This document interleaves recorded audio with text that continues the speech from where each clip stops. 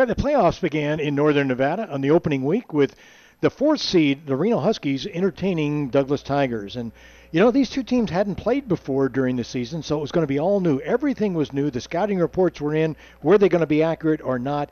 Reno does so many different things offensively, it's tough to scout them. But they came out with an offense revamped and revitalized to see what they could do against the Douglas Tigers.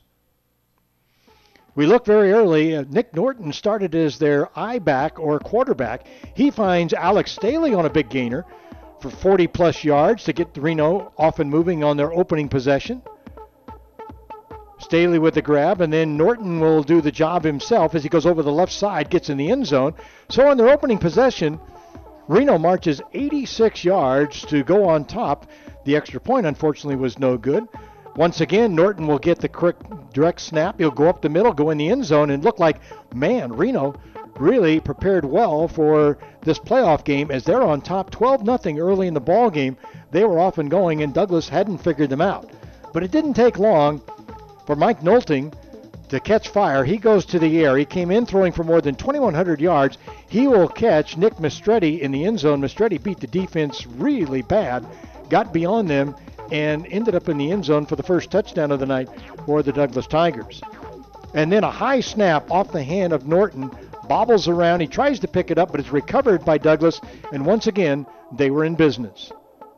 Souza came in, got the fumble recovery, and then Nolting marched him down the field. And a tough catch in the corner of the end zone. The grab made, there was pass interference on it, but the touchdown would stand, and Douglas, off the catch by Dusty Fisher, would go on top. For the first time, with the extra point, they'd make it 14-12, and they would lead.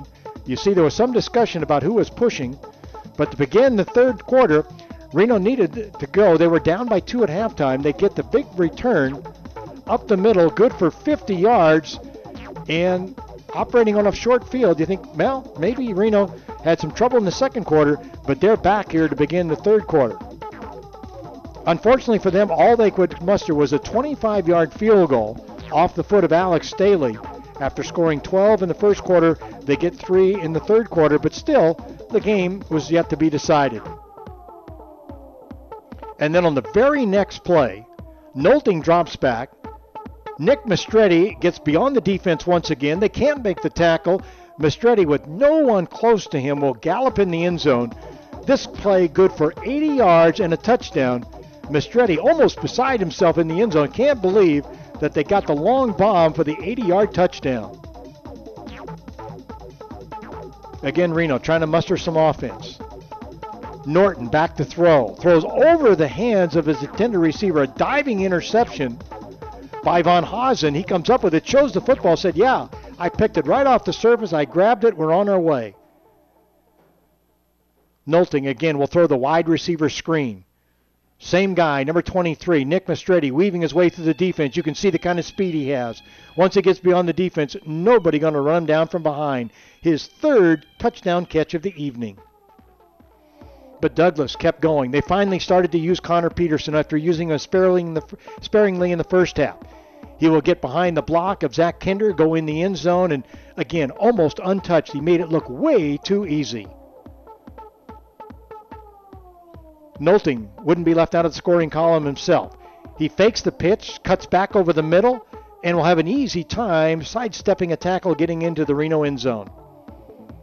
So Douglas doing everything they can offensively, their defensive team stifling Reno throughout the ballgame, and Douglas will come out on top. At Reno High School, they will advance to the semifinals of the Northern Championship. They beat Reno 43-15 in the first playoff game of this 2011 season.